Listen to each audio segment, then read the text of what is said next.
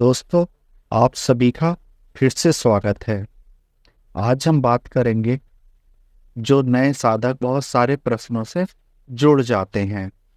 उनके मन में अनेक प्रकार के विचार आते हैं, जैसे क्या मैं जो ध्यान कर रहा हूँ इसमें सफल हो पाऊंगा? क्या मुझे मोक्ष की प्राप्ति होगी? क्या मैं निर्वाण तक पहुंच पाऊंगा? इसी प्रकार के अनेक सांसारिक लाभ के प्रश्न भी साधक अपने साथ जोड़ लेता है।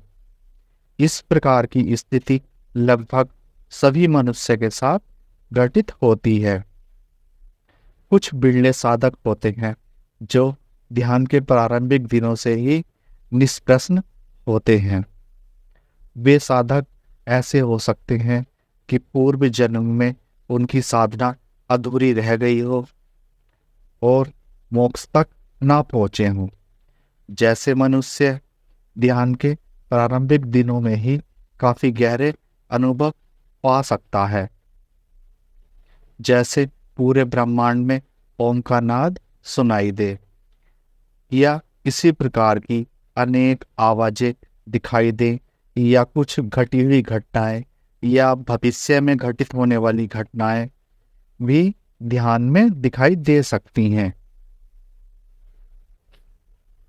तो ऐसे मनुष्यों को जल्दी अनुभव आ जाते हैं, लेकिन ऐसे मनुष्य फंसते तब हैं जब वह हर बार ध्यान में नए नए अनुभव पाना चाहते हैं। तब उन मनुष्य को अनुभव नहीं आते हैं। लेकिन जिनकी ध्यान से समझ बढ़ चुकी है, वह मनुष्य किसी भी बात की चिंता ना करते हुए लगभग आगे बढ़ते रहते हैं। जो भी नए साधक प्रश्नों के साथ ध्यान करते हैं, वह भी चिंता ना करें।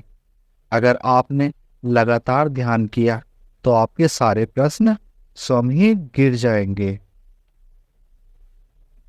आप निरंतर ध्यान में आगे बढ़ते चले जाएंगे। हर साधक के मन में यह विचार चलता रहता है कि मेरा ध्यान सही मार्ग में जा रहा है या नहीं। तो दोस्तों, इसके लिए मैं आपसे कुछ बातें बताना चाहता हूँ। यहाँ पर मैं किसी लौकिक या परलौकिक अनुभव की बात नहीं करूँगा।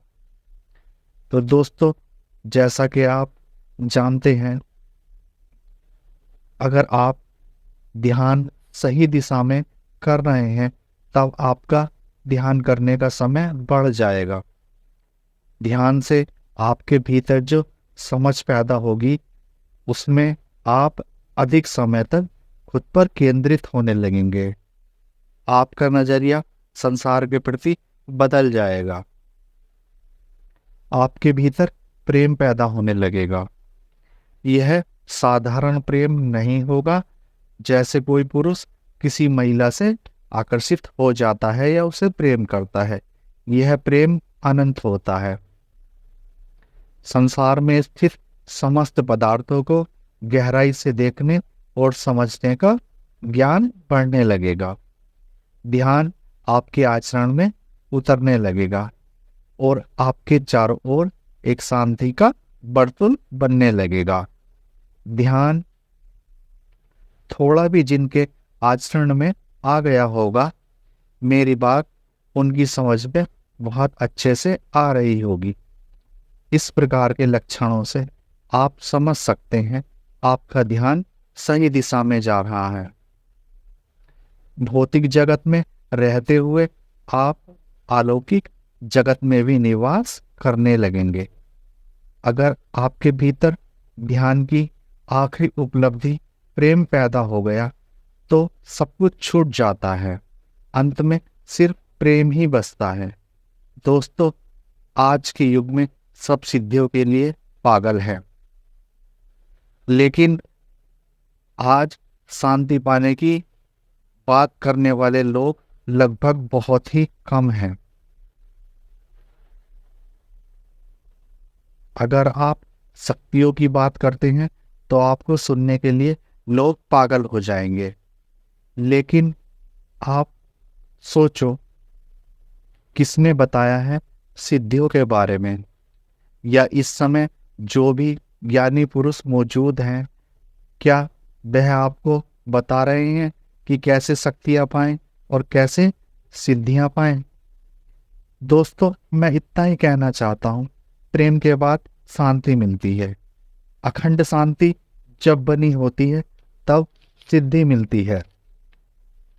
मनुष्य के हाथ से खुद की बागडोर छूट जाती है और परमात्मा के हाथ में पहुंच जाती है, तब शक्ति प्राप्त होती है।